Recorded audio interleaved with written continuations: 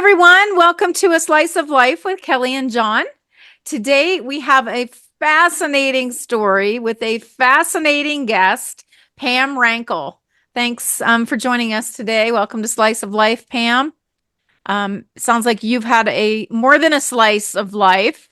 You've had a really incredible life. And where should we start? I mean, Well, I'd like to just quickly start by saying that Pam is our third international guest. oh, yes, because Yes. we're in British Columbia, right? Yeah, yeah. Yes, Yeah. yes. Granted, right over the border, but you're still in another country. So that's Yes. quite. And at some point, I guess we'd like to hear how you wound up in British Columbia, whether you're from there or moved there. You can throw that into your story too. Sure. Well, first of all, thank you for having me. We were introduced through the woman who is writing my story, Heather Hale, who's my screenwriter. And I believe that, just all these different things, universal law puts us all together. And she's been a wonderful woman. Yes. To work with. And she has taken on my story, and she's actually written she's doing, I think, 5 or 6 episodes, and has written the pilot, I think, for hopefully that will be picked up by somebody. But so it's going to be an episodic. Episodic. There was too much, Jon, for it to be a movie. So she has it between 4 to 8. I think we're down to 6 now. So yeah, she heard about me or saw. I think she saw me on TV. There was a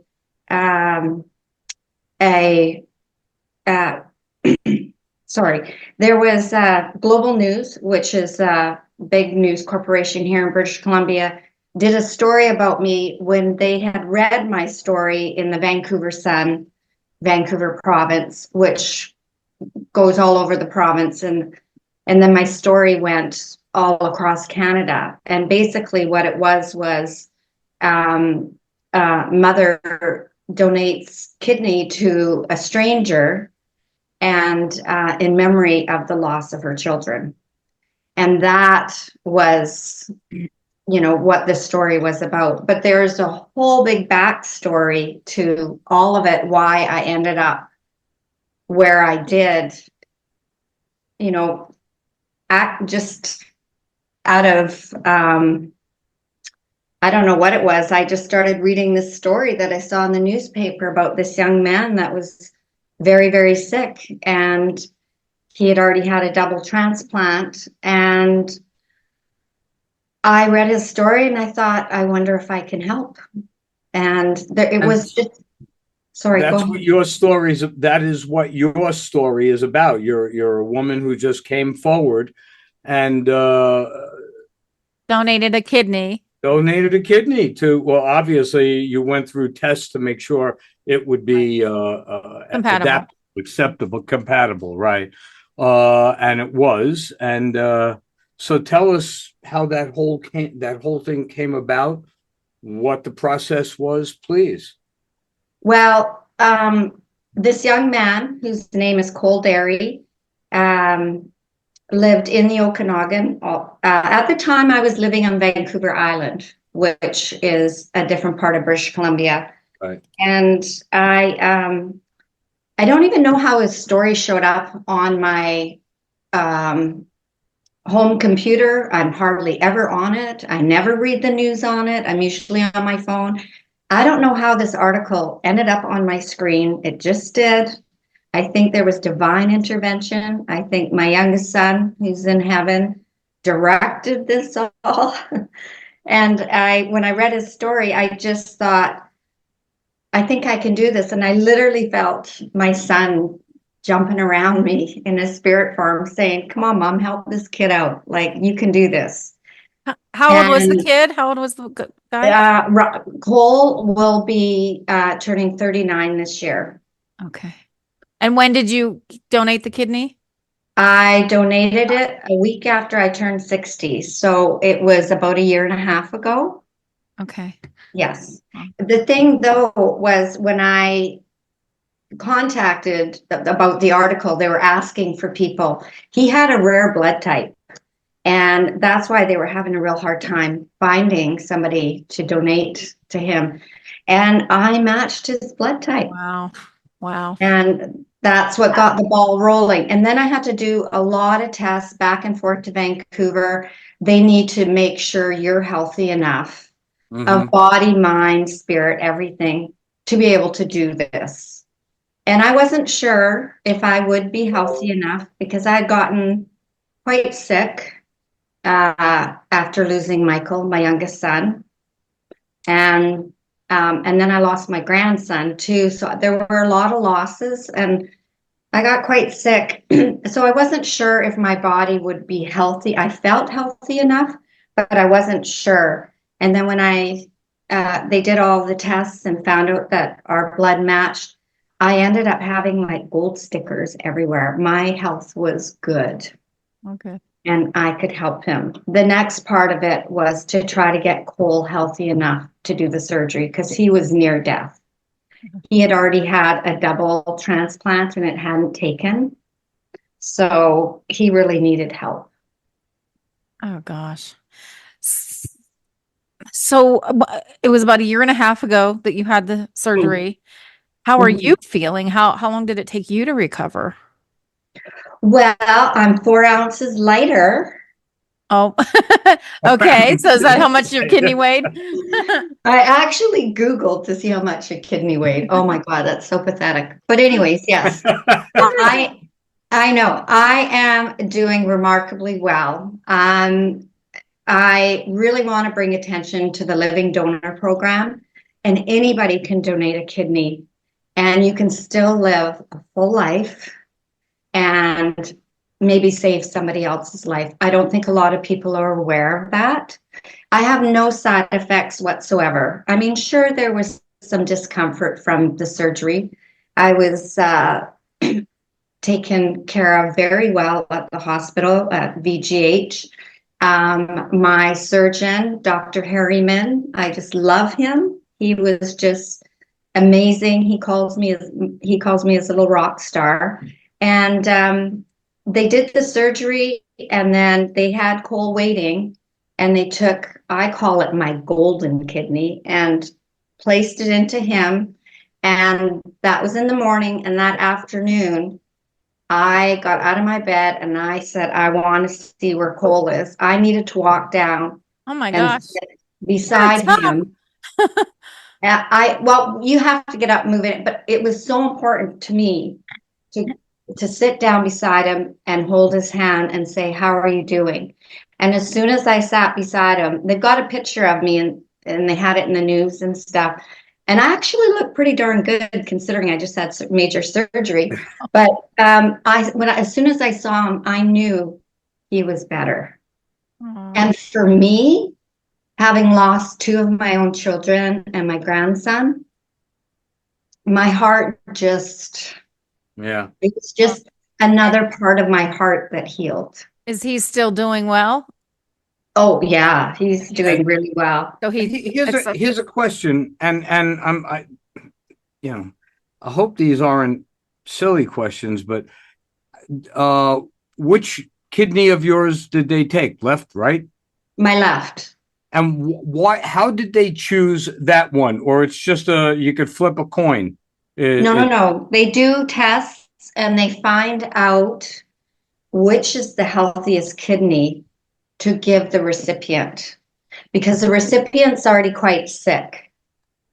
I Right. was already really healthy. So, my one kidney that was maybe not functioning, they call it GFR, and that's the amount of rate that the kidney is, the urine is going from the bladder into the kidney or kidney into the bladder. I'm not sure. I'm having an old lady moment here, but it's the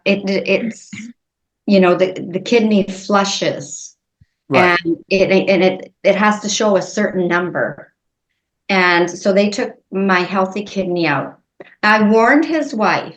I said, you do realize that when he gets my kidney, he's getting more attitude.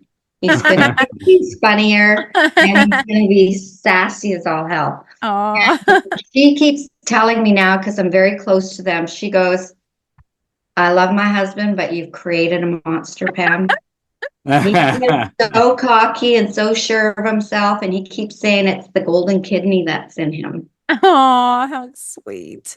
That is Mhm, just so big of you and so sweet. And of course, we want to hear the backstory of Absolutely. how mhm, you lost, had so much loss in your life that this was part of the healing process for you, though, maybe mhm.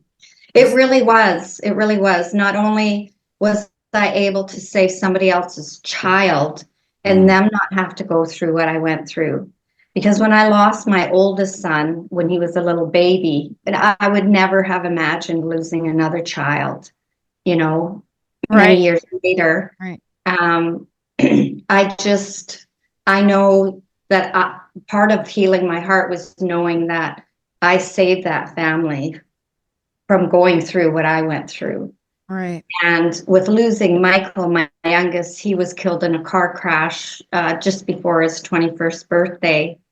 Um, it took a lot out of me because we were Yeah. very close. He was a mini me. Can I say this? He was a little shit disturber. Yeah, Sure. that's fine. Okay. But a good, he lived life on his terms and he lived a very full life for almost 21 years. He rocked it out every day. Very good. Yeah. So, Well, that's So you sad. lost, how many children did you have? I had three boys, three Three boys. beautiful boys, and my oldest son passed away. Um, there were complications at the last minute when I was delivering him, and the umbilical cord was wrapped around his neck. And I was trying to push him out, even though I kept telling the nurses, because had been in hard labor for over 36 hours. I kept telling them there's something wrong. And they said, oh, it's your first labor. Don't worry about it. We know what we're doing and everything. Mm, And then, on the last hour, his name was Kyle. The fetal distress monitor starts going like crazy because he's losing oxygen. Mm. And they're yes. still telling me to push, and I have, made as much peace with it as I can and everything. But for a while there, I thought I killed my own child because I'm trying to push him out and it's suffocating him. But he was 7.5 pounds. He was gorgeous. And my doctor who delivered him was actually my doctor who delivered me. So Ah, he was quite old, and there was a full medical inquest into Kyle's death, but there were mistakes made, and I think he should be alive today, but he's not. And they took him to the children's hospital, and then I had to decide to let him go or keep him on right. life support because his brainstem had been dissolved from the lack of oxygen. Hmm. Oh, how awful. How awful. Hmm. And you were young. You were, Oh, I was only 22 years old, oh, fairly newly married, yeah. and I had Oh, a super healthy pregnancy. I mean, it shouldn't have happened, but it did. But I fought for, an investigation and everything. And what came out of it, and I call it Kyle's Law, was it was made mandatory after the loss of Kyle that a pediatrician had to be present if there was ever any fetal distress during the delivery of a child in British Columbia. Hmm. And good, that's because of my son. good. Well, Well, that's something good that came out of it. yeah. Yeah. Yes. Yeah. And then I had another son. So I just wanted to get pregnant as quick as I could and have another child because I felt so Right. empty. And I had a beautiful boy by the name of Ryan. And yeah, he is an amazing young man. He's almost 39 years old. And he has had his health challenges. I almost lost him when he was 17 years old. He was diagnosed with a really rare condition, and he ended up having a 9-hour spinal surgery to save his life. But he lived. Yeah. And then after I had Ryan, I had Michael 6 years later with a different partner. And he was just gangbusters. That kid was way too good looking for his own good, charismatic, just leader of the pack. You know, he was a hoot. Yeah, he was a lot of fun. I'm And going then- to ask you only because you said you have a rare blood type. And when I was in the corporate world, with the company used to have blood drives all the time, Red Cross, I'd go, and they gave me a card with my blood type on it. And they said, that's pretty rare. So what blood type are you? I can't tell you. I don't know. I don't have a card that says what it is. I'm sure in my paperwork somewheres, John, it's there, but right at this moment, I couldn't tell you. Okay, because obviously I think the more common ones are A or an O. Yes. And then there's I'm positive. pretty sure he's a B something or a B. Well, yeah, I'm B positive. That's Okay, yeah. they said It's that. something to that. that's It's fair. a B something. Okay, B something, Pam. be something. Um, I'm B positive. I always said that's I why know. I am the way I am. I have Yeah. positive blood. There you go.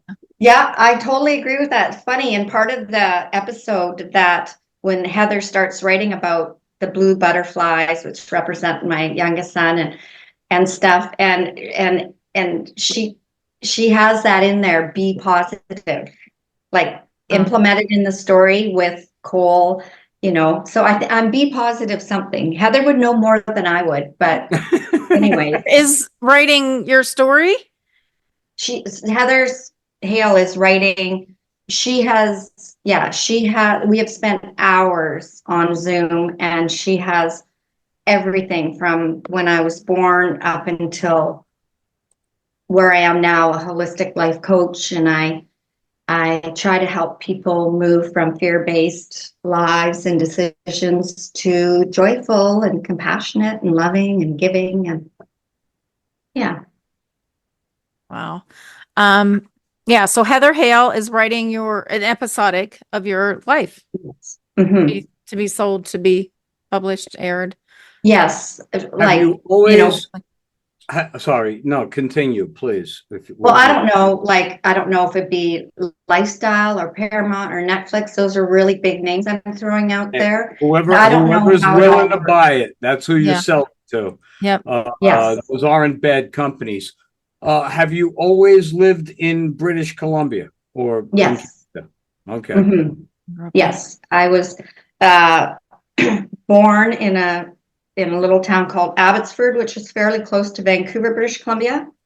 I now live in the interior of British Columbia. It's called Kelowna, and it's on a big lake, and it's gorgeous and it's beautiful here. But I am a BC girl, very proud to be a BC girl. I think we have a beautiful province here. So I'm a huge forest, hiking, mountains. After I lost Michael, I had a beautiful log house on acreage, and I had to move away because wherever I looked, I saw him. So I moved to the island, Vancouver Island, and I lived there for 7 years. And I think I hugged and talked to every tree on that island and cried and healed my heart while I was there. Oh. Well, as if that's not enough loss, 2 sons, your oldest and your youngest. Did you say you lost a grandson? Yes, my one surviving son, Ryan, he had 2 boys. His oldest son, Paxton, who just turned 9 and is the love of my life. He lives in Alberta. He was born deaf, so he goes to special school out there.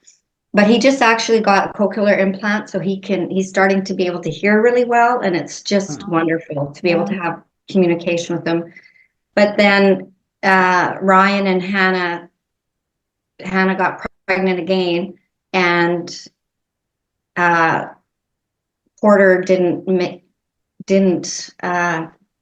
his his valves for his heart didn't develop properly, so he didn't survive the birth. Oh, jeez. So she was at the Children's Hospital in Vancouver, the same place that my son passed away. It was just so eerily similar but different. Yeah. And I was there with her, and it was very, very tragic time for them, and brought back a lot of memories for me. Oh, so horrible. I don't know how you have the attitude you have, and you've learned to reach out and heal yourself instead of wallowing in misery. Not everybody can do that. Some people would start drinking or taking drugs or just be miserable and bitter. Well, okay, I'm going to be honest here, Kelly. I did wallow for a while. Well, and that's understandable.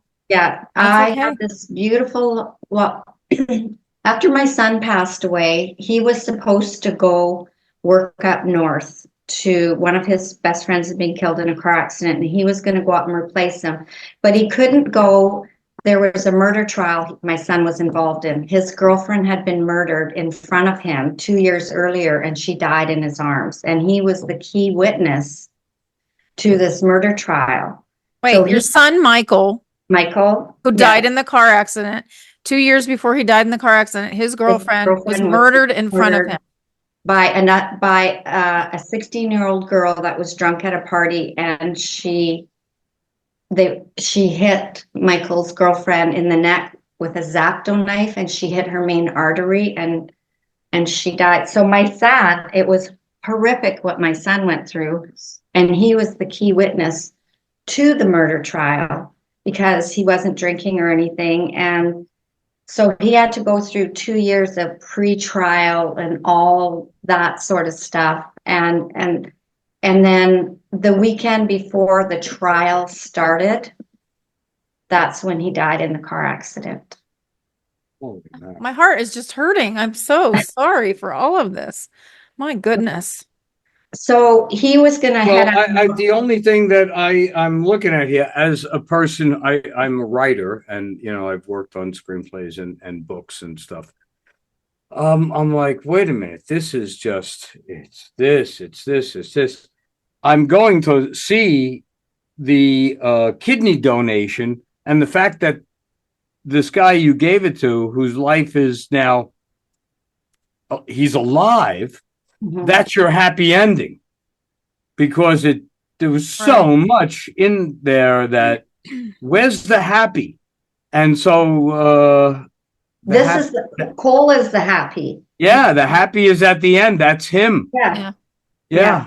And that's only a year and a half or so ago. Yeah, a year and a half ago. Well, it was on November 21st, 2022.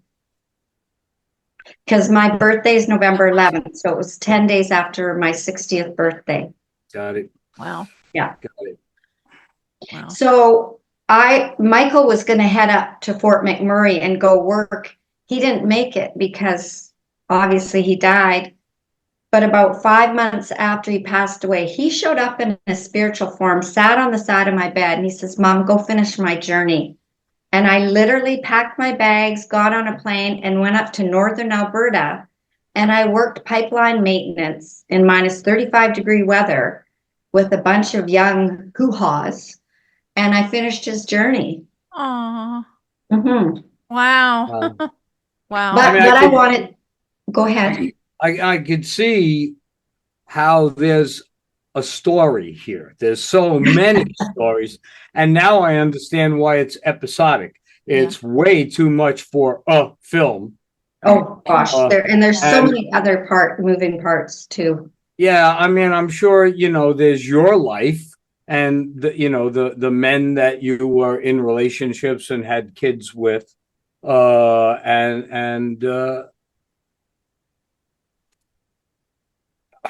Just And I too mean, the much love, though. tragedy So just is too much. It's really too much for me to have to Mhm. deal with because I so much, not that anything remotely close to me has happened, like what has happened to you.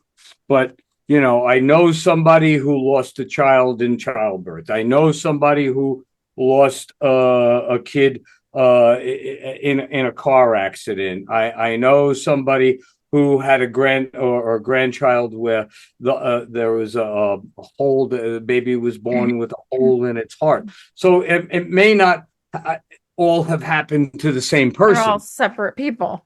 Yeah, it's all separate people, but I mean, and I remember because I was close to each of them, and I remember the pain that they went through and I went through with them. I can't fathom.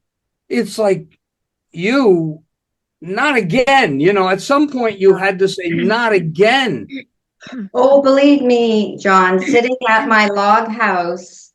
So when I finished that journey in Fort Mac, I had rented out my log house for a bit because I was helping friends build a place in Vancouver Island. And anyways, I had to kick them out because they were destroying the place. I moved back and I had this big log house in the forest and I was grieving.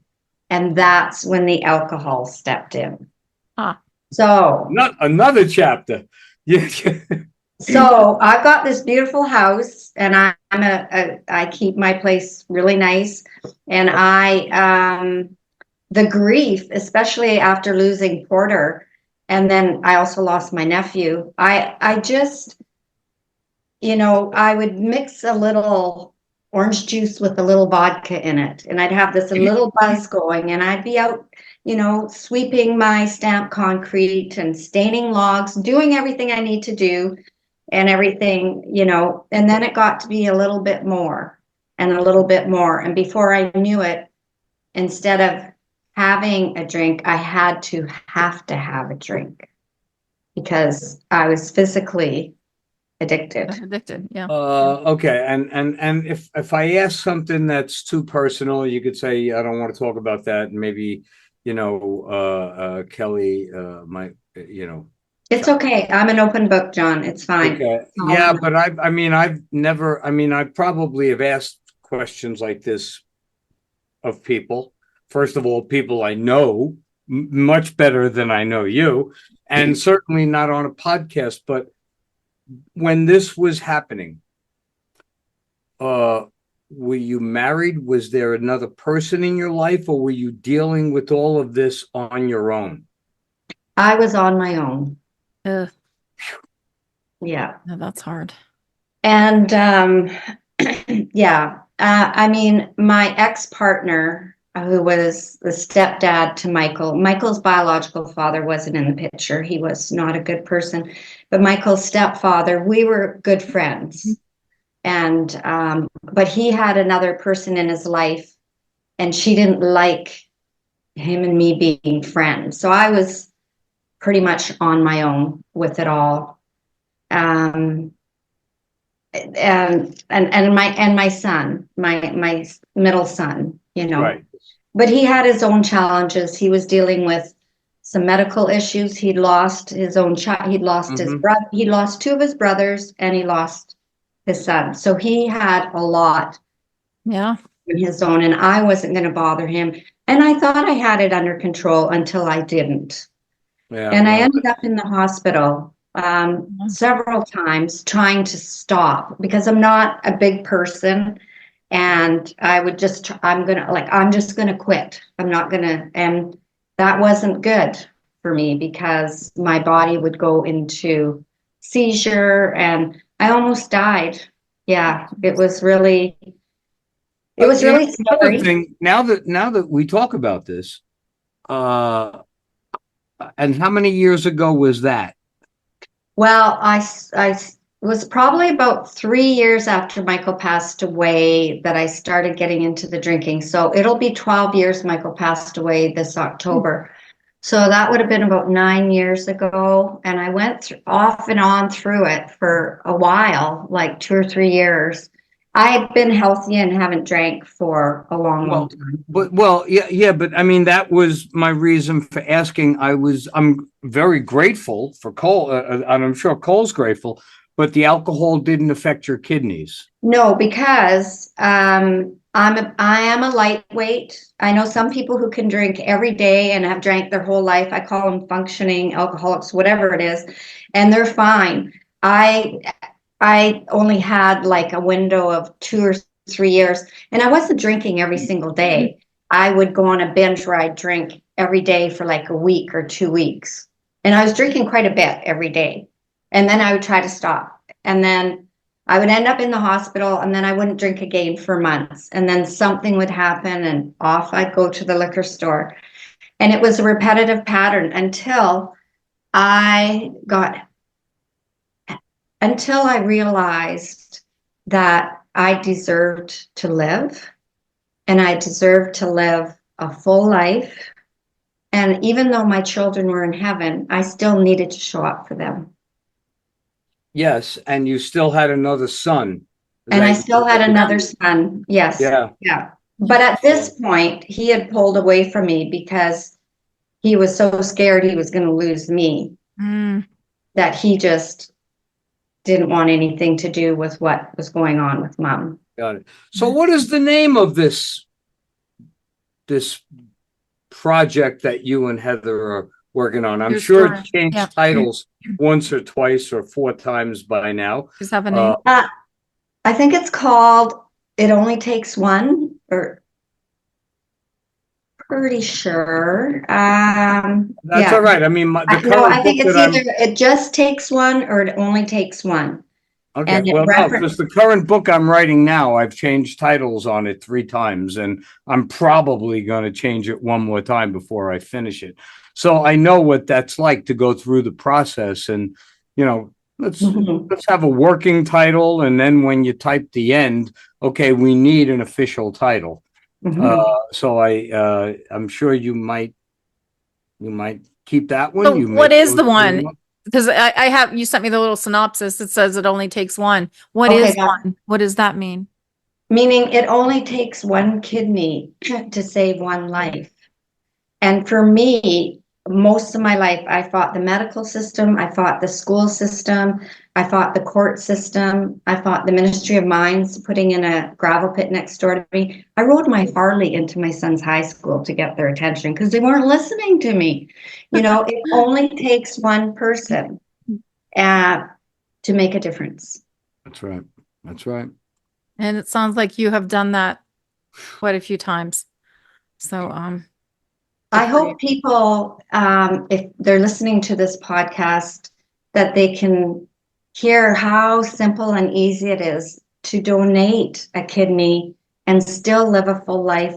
And you can save somebody's child or husband or sister or brother, whatever. It's everyone has said to me, I can't believe you've done that. It was no big deal. Not at all. And Cole, now he only has one kidney, your kidney. Yes, he still has the old kidney from the transplant in him. I guess somehow, I'm not sure the logistics of how it works. You mean technically there are 3 kidneys in him right now? Or did they take one of his? I would guess 2. I would guess they replaced one of the transplants with hers. Yes. Yeah. And then left the other one in because why? Okay. So his double transplant that didn't take was a kidney and pancreas.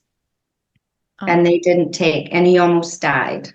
But he's full of life now. He's back to work. He's a heavy duty mechanic. And like I said, his wife says he's got a huge attitude now. Tell me about the family you came from. Do you have brothers or sisters? I have 2 sisters. I'm the middle child.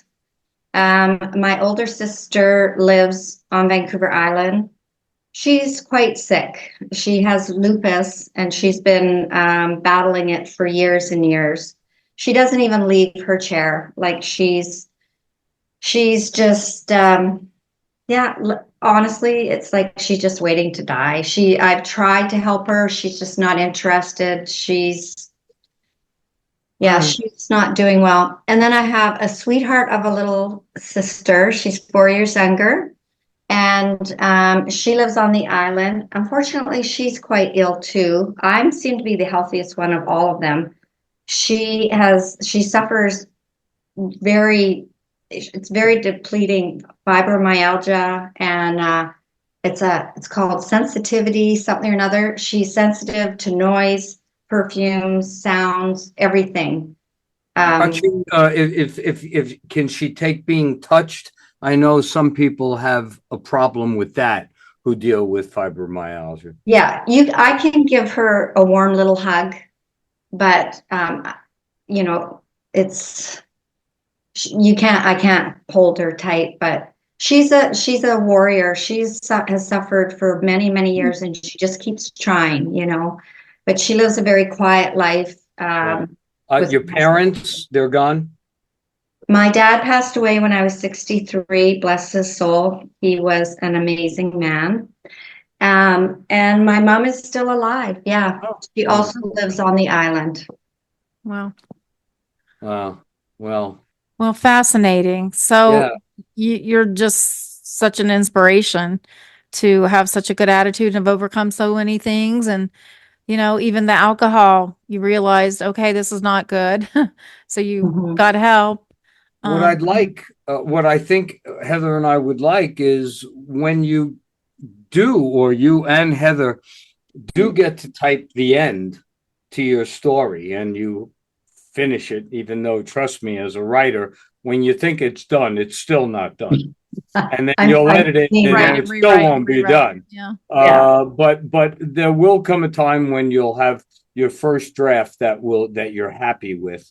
And I think we'd like to have both of you on to talk about it all, and how Heather found you, how she heard this story, and how it brought her to say, this is a story that needs to be told. Yeah. Did you ever think, I'm sure, when, the first event with your first son and then your second son and then your grandchild, no, wait, was your grandchild? Grandson. Okay. So it was your two sons and then your grandchild. Is that the order? Okay. Yes.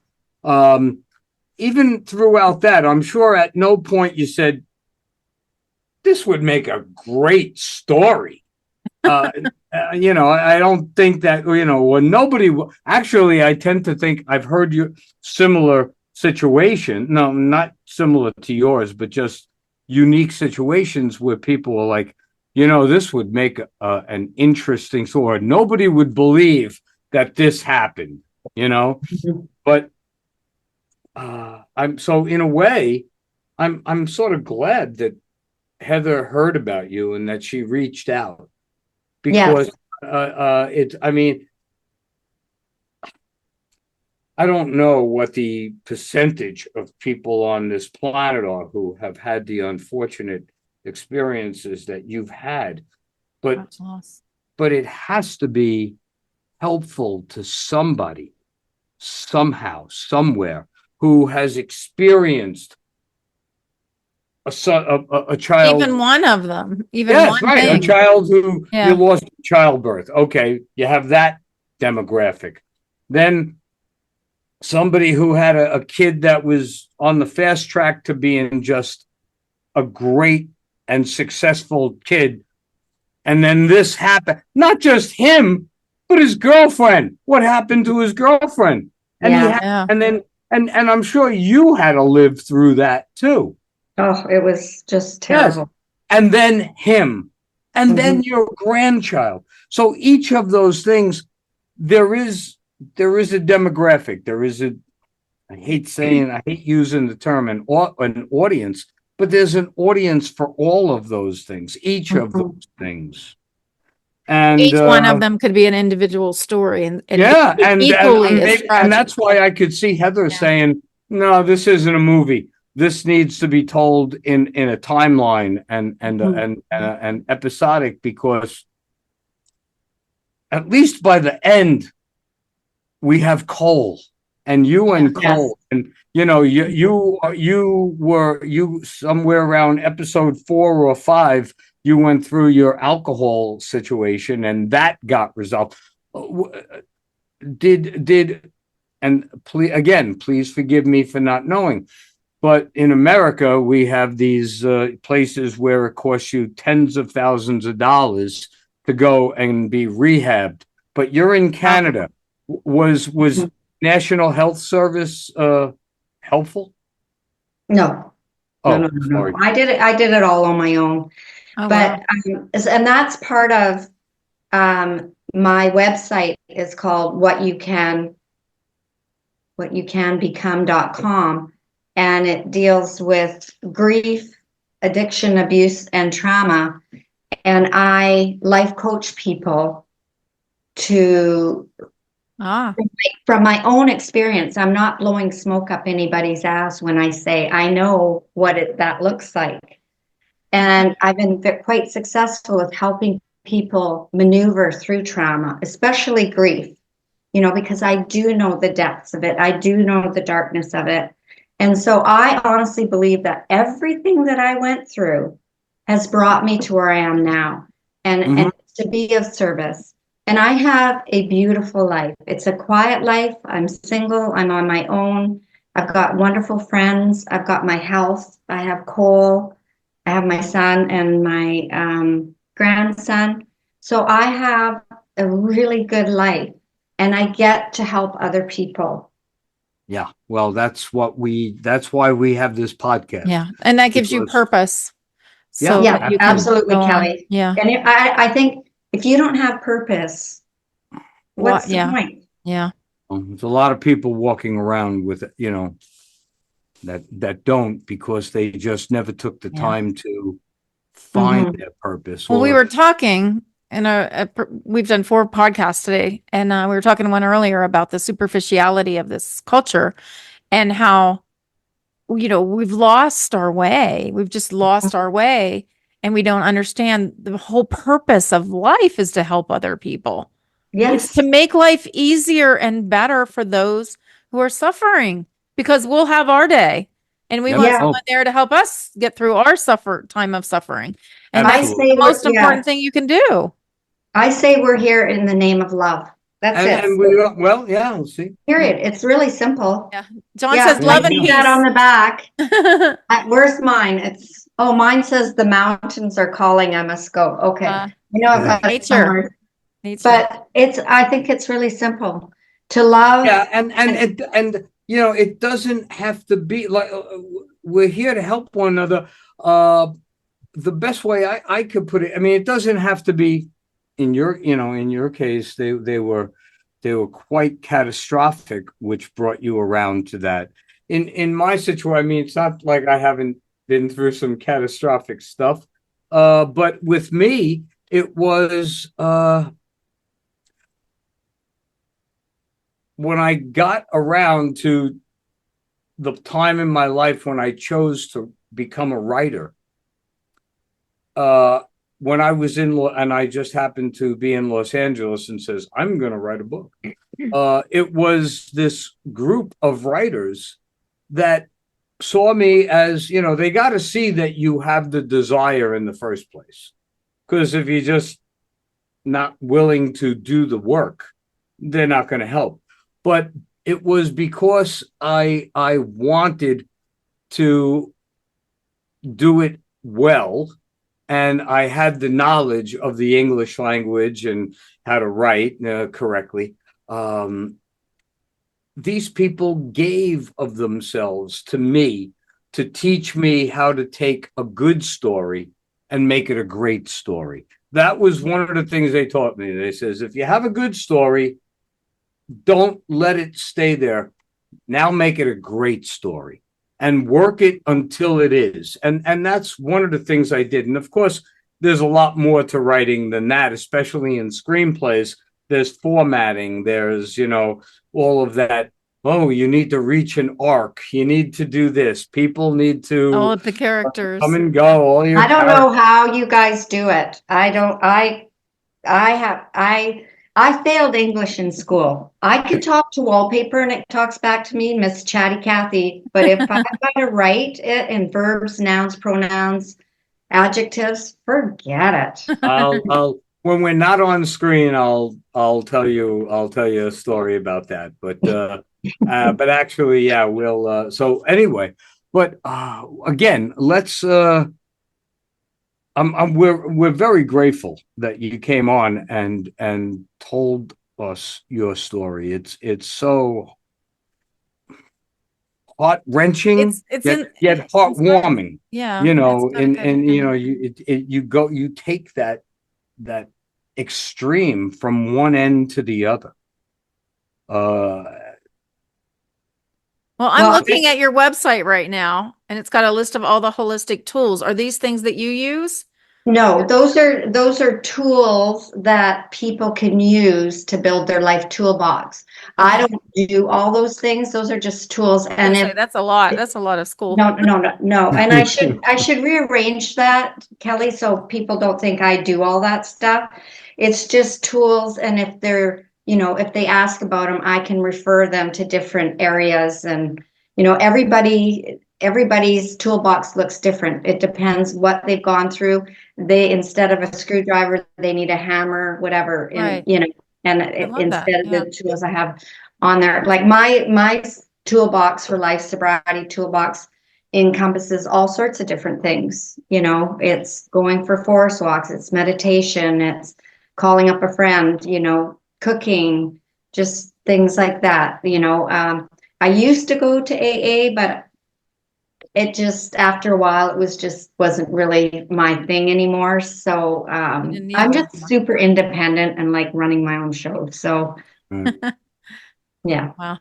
Yeah, well, thank I you. see that. And then, like you said, it's different for everyone, the toolbox. But I Mhm. like the idea that you explain that to people because a lot of people, they think they're so alone. They think, when they're going through a tragedy, they don't know there's other people that feel just like you. And Mhm. you'll make it. You'll make it. You can do Yeah, Yeah. there's a this. lot to be said about community Yeah, and people slapping their wings on your back till you can grow yours back. I love that. Yeah, and I believe in reaching out and just being kind and empathetic and compassionate to that human being that's suffering.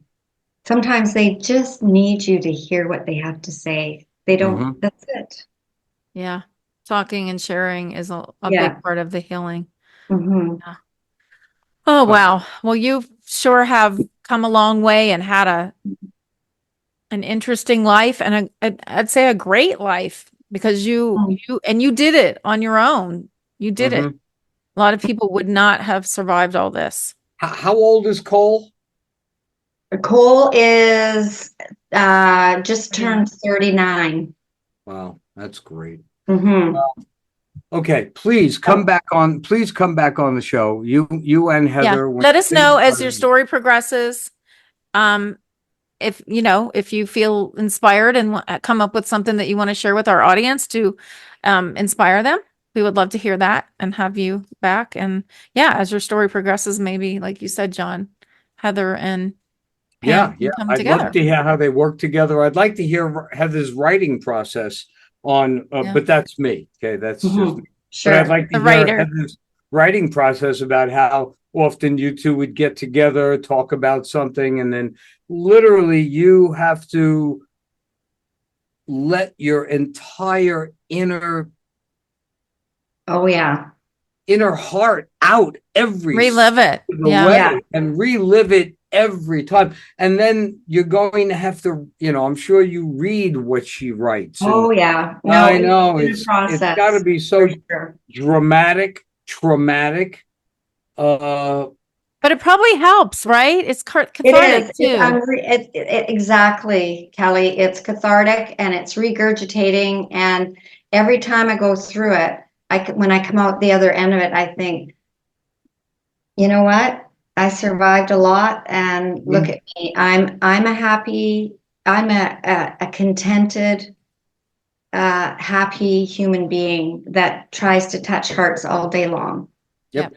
You know, my one girlfriend calls me the little butterfly. Like I might not be able to change the world, but I can be kind to everyone I see that day. Unless you try to run me off the road, then my road rage comes out now. I'm just kidding. I think we all have My that. race car, it's my dad's Yeah. race car stuff in me. But no, I want to thank you guys so much for having me here.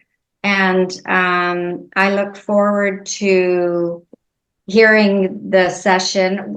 When would it be out, or like how does that work? Sometime By during the the end of the course of month, we'll probably August. put it up Yeah. in August sometime. Okay. So we can let you know when it's going to be on We Spotify. record 4 of them in one day today. Right. And Yeah, it's your then bedtime. Kelly, who's the tech person, will chop them up and Okay. I'll edit and them then and then we'll post it on you. It's always goes out on a Monday. And so we release one a week. calendar. Yeah, we have. Anyway, let's do the goodbye so that we can, I want to talk to you a bit offline too. Yeah. Well, So- thank you very much, both of Okay. you. Oh, Thank you, Pam. You are a wonderful lady and a great inspiration. Thank you. Absolutely. Thanks, Good Kelly. night, folks. All views expressed in this video belong to Kelly Nicholson, John D'Amore, and guests. These discussions do not represent the opinions of any entity whatsoever with which they have been affiliated now or will be in the future. The opinions expressed are solely theirs, and since they are critically thinking human beings, these views are subject to change, subject to revision, and subject to rethinking at any time. These conversations are not meant to be taken as advice and are only for the purpose of entertainment. All statements may be based on hearsay and not necessarily valid proof of any claims in this video. It is not our intention to teach or advise on any topic. Unless otherwise noted, all photos are public domain. Thanks for watching A Slice of Life with Kelly and John.